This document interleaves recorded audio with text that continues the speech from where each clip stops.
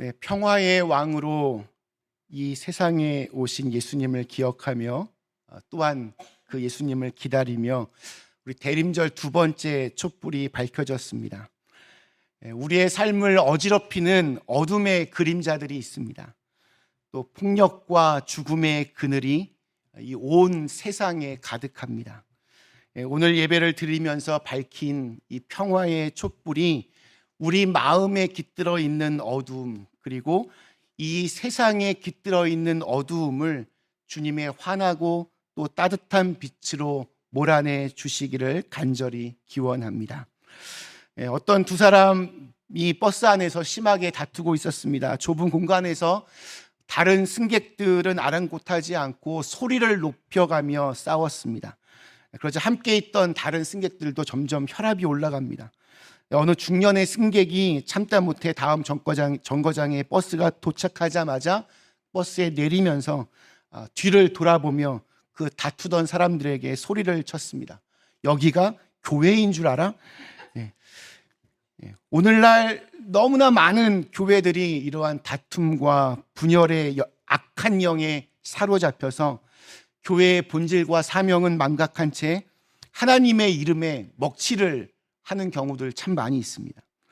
우리 위대한 수도자였던 성 프란시스가 미움이 있는 곳에 사랑을, 상처가 있는 곳에 용서를, 분열이 있는 곳에 일치를 이렇게 구하는 평화의 기도문을 우리에게 남겼는데, 오늘날 우리의 모습은 참 부끄럽기 짝이 없습니다.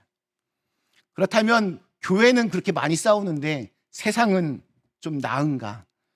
올 한 해도 지구촌은 여기저기서 터져나오는 분쟁과 또 전쟁들로 인해서 몸살을 앓고 있습니다. 우리 이스라엘과 하마스, 또 우크라이나, 러시아, 또 무역전쟁, 중국과 미국의 갈등은 세계인의 마음을 아주 불안하게 만들고 있습니다. 최근에는 이 미국에서는 총기 사건은 더 이상 사람들에게 충격을 주지 않을 만큼 아주 흔한 뉴스가 되어가고 있습니다. 정치적으로는 중도는 다 사라지고 양극단만 남은 것 같습니다. 서로 반대를 위한 반대, 적대와 증오, 편가르기, 진영 논리만 가득합니다. 우리 경제적으로 보면 세계 상위 1%의 부자들이 지난 2년 동안 벌어들인 재산이 나머지 99%의 2배 이상이라는 그런 조사 결과가 나왔습니다. 그러니까 이 출구가 보이지 않는 빈곤 사회가 계속되자 사람들은 요즘 폭도로 변해서 상점들을 약탈하고 또 폭력과 살인 등 이 범죄율도 급증하고 있습니다. 이러한 아비규환의 상황에서 오늘 우리는 다시 한번 평화의 주님을 부르짖을 수밖에 없습니다. 오늘 1절 말씀이 이렇게 시작합니다. 그때 가이사 아구스토가 영을 내려 천하로 다 호적하라 하였으니, 성경은 예수님께서 이 땅에 오셨던 역사를 의도적으로 세상의 역사와 대조를 이루어가며 설명하고 있습니다. 가이사는 황제를 지칭하는 말입니다. 아구스도 로마 제국의 황금기를 열었던 가장 막강했던 황제였습니다. 황제가 되기 전의 이름은 옥타비아누스였고 또 아우구스투스라고 하는 이름으로도 잘 알려져 있습니다. 그는 막강한 로마의 권력과 군사력의 최정점에 있었습니다. 그 아구스도 황제를 통하여 로마의 새로운 질서가 들어왔는데 그것을 우리는 팍스 로마나라고 부릅니다. 로마의 평화. 이것은 로마 제국의 힘과 권력으로 유지가 되는 평화입니다. 한마디로 힘 있는 놈이 약한 놈을 억누르면서 이렇게 유지가 되는 평화입니다. 이 평화가 로마인들에게는 영광스러운 승리의 평화겠지만 절대 다수의 피정복자의 입장에서는 피로 물든 굴욕적인 평화였습니다. 그러니까 겉으로만 그럴듯해 보이고 그냥 평온해 보이는 위장된 평화였습니다. 아구스도 황제는 자신을 신으로 섬기게 했고 또 예배를 드리게 했습니다. 당시에 로드, 주님은 로마의 황제를 뜻하는 말입니다. 그렇기 때문에 훗날 예수님을 주님으로 고백했던 사람들은 로마 제국의 입장에서 보면 엄청난 반역죄에 해당했습니다. 그래서 예수님을 주님으로 고백했던 수많은 사람들이 사자굴에 던져지기도 했습니다. 누가복음을 기록한 누가는 바로 이 압도적인 힘으로 유지되는 평화의 시대, 이 아구스도 황제의 시대에 또 다른 평화의 모습으로 세상에 오신 아기 예수님을 대조해서 소개하고 있습니다. 7절 말씀, 첫 아들을 낳아 강보로 싸서 구유에 뉘었으니 이는 여관에 있을 곳이 없음이로라. 거대한 로마 제국의 황제인 아구스도와 여관이 없어서, 방이 없어서 짐승의 똥과 오줌 냄새가 진동하는 말 구유에서 태어난 평화의 왕이신 예수님, 둘이 너무나 비교가 됩니다.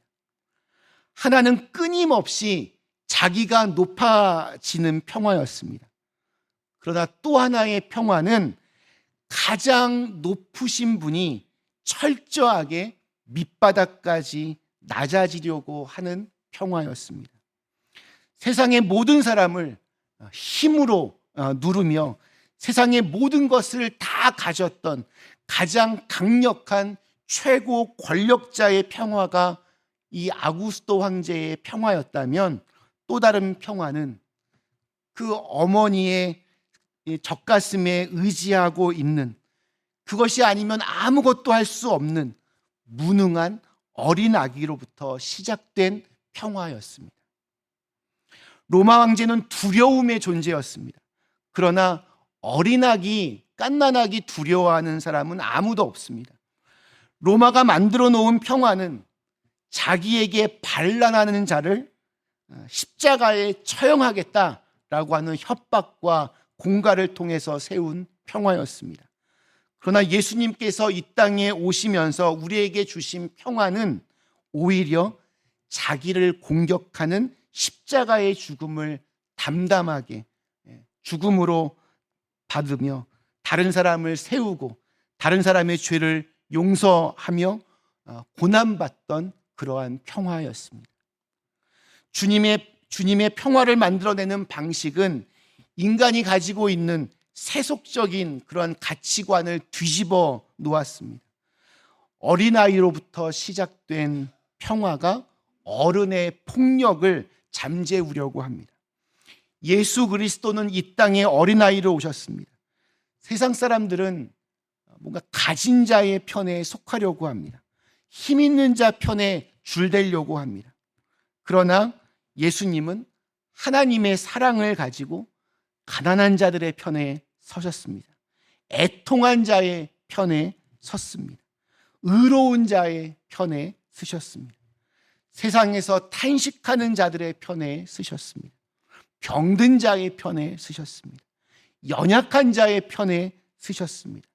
보잘것없는 사람, 가난하고 애통하고 또 기다림을 가지고 있는 사람, 그런 사람을 위해서 또 그런 사람들과 함께 사시기 위하여 예수님은 기꺼이 낮아지셨습니다.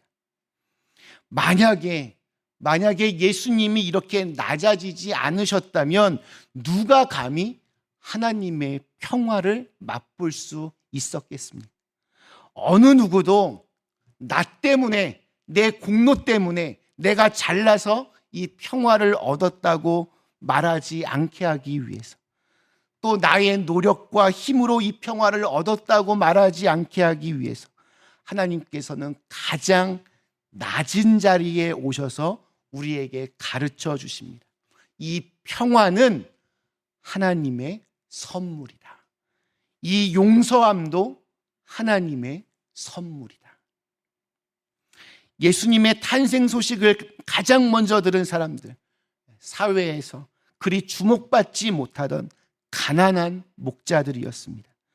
천사들이 10절과 11절에서 그들에게 이렇게 선포합니다. 천사가 이르되 무서워하지 말라. 보라, 내가 온 세상에 미칠 큰 기쁨의 좋은 소식을 너희에게 전하노라. 오늘 다윗의 동네에 너희를 위하여 구주가 나셨으니 곧 그리스도 주시니라.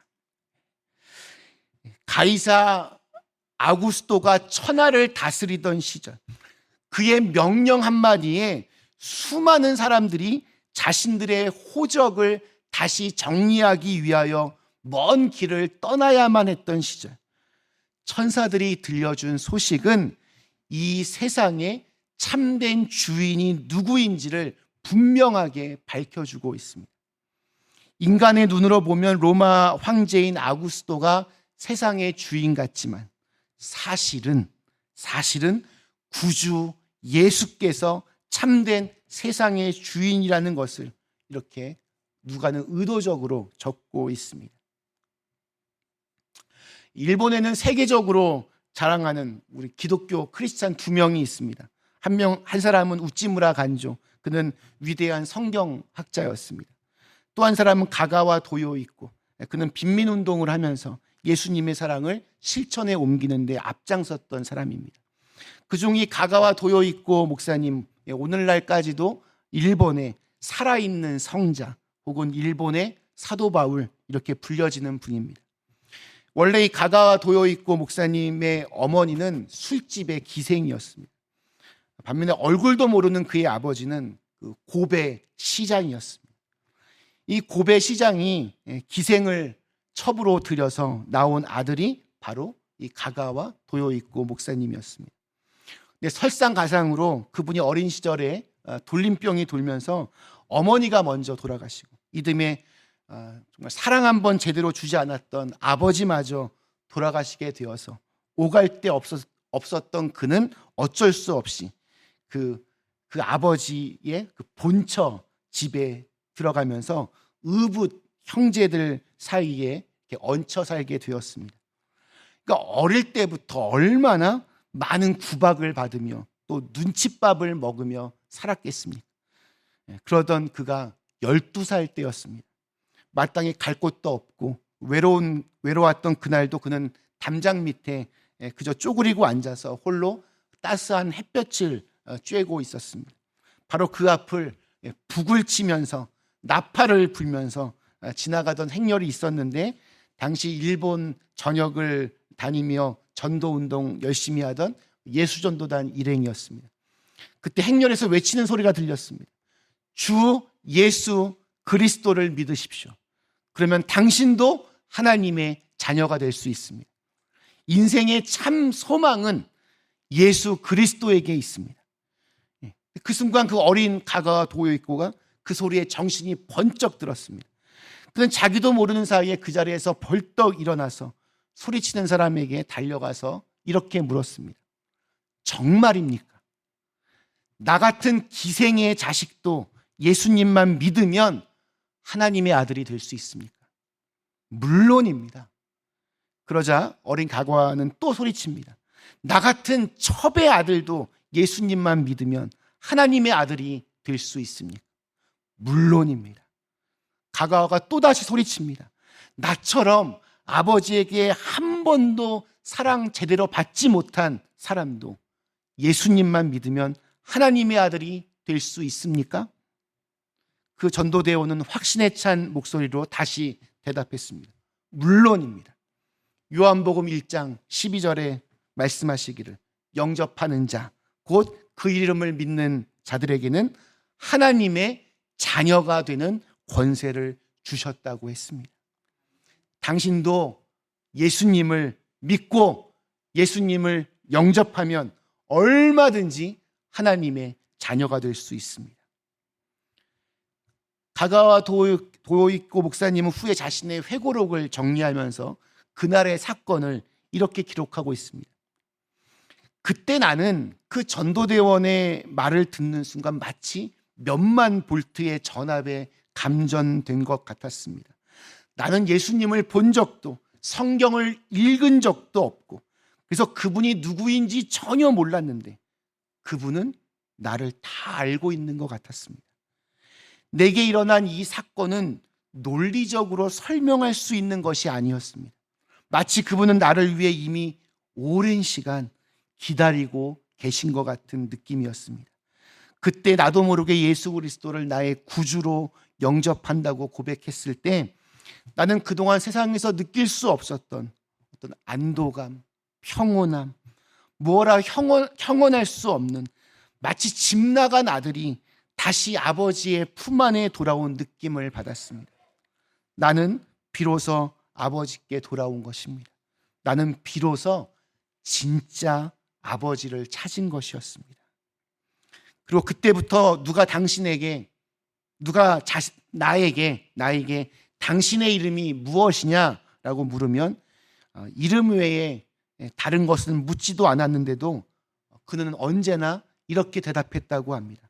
내 이름은 가가와 도요 있고 하나님의 아들입니다. 나의 어머니는 기생이셨고 나는 첩의 아들이었고 나는 아버지의 사랑 한번 제대로 받지 못한 자였는데 지금은 하나님의 아들입니다.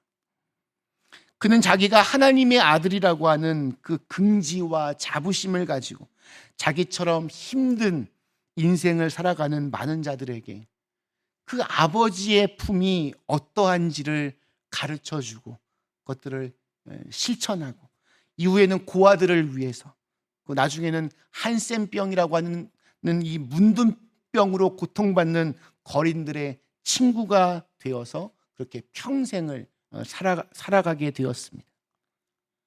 그가 예수를 믿는, 또 예수를 통해서 그의 인생이 어떻게 바뀌었는지를 보여줍니다. 예수님은 그의 인생의 전부였고 또 자신의 존재 이유가 되었습니다. 우리가 하나님을 믿고 섬기는 이유는 사실 하나님의 능력 때문이 아닙니다. 오히려 그 반대입니다. 능력이라고 하는 것은 사람을 막 자기에게로 끌어당기는 힘이 있는 것처럼 보입니다. 돈 있는 사람 곁에, 권력이 많은 사람 곁에 사람들이 모이는 것 같지만 그러나 그것은 잠깐 일시적인 현상일 뿐입니다. 오히려 사람들은 그런 사람들을 좀 두려워하고 또 이렇게 약간 껄끄러워해야 합니다. 없는 사람들은 있는 사람들 좀 두렵습니다. 배우지 못한 이들은 많이 배운 사람들 옆에 있으면 마음이 편치 않습니다. 왠지 주눅들고 또 소외당하는 것 같은 느낌을 받기 때문입니다. 사람들이 다가서고 싶은 사람은 온갖 대단한 능력으로 꽉 찬 사람이라기보다는 사랑이 많은 사람입니다. 낮아진 모습으로 섬기는 사람 곁에 사람들이 모여듭니다. 너무 대단한 사람들에게서는 찬바람이 불지만 사랑과 섬김이 있는 겸손한 사람에게는 따스한 바람이 불고 또 향기가 풍겨납니다. 가장 비천한 곳에 가장 연약한 아기의 몸으로 이 땅에 오신 예수님은 그렇기 때문에 신앙적인 신비로움 그 자체입니다. 그리고 그 예수님이 저와 여러분에게 참된 평화를 줄 수 있는 유일한 분이십니다. 말씀 마치겠습니다. 우리 사랑하는 그린빌 가족 여러분, 성탄절은 하나님께서 모든 것을 포기하시고 연약한 모습으로 우리에게 오셔서 우리를 사랑해 주시고 우리에게 다시 희망과 용기와 소망을 주기 위해서 찾아오신 사건입니다. 처음에는 보이지 않을 정도로 가장 별 볼 일 없는 데서 시작되었지만 가장 위대한 구원의 역사로 이어졌습니다. 참된 평화는 하늘에서 내려옵니다. 참된 평화는 오직 예수 그리스도를 내 마음에 품을 때 생깁니다. 예수님이 내 인생의 주인이 되어 주셔야 우리는 비로소 평화를 맛볼 수 있고 누릴 수 있습니다. 천사들의 찬양, 지극히 높은 곳에서는 하나님께 영광이요, 땅에서는 기뻐하신 사람들 중에 평화로다. 이 냉정하고 어둡고 불안한 시대 속에서 살아가고 있는 이 땅의 사람들에게 주님의 평화를 우리의 삶으로 드러냄으로 말미암아 하나님께 영광을 돌릴 수 있는 그린빌 가족들 다 되시기를 주님의 이름으로 간절히 축원합니다.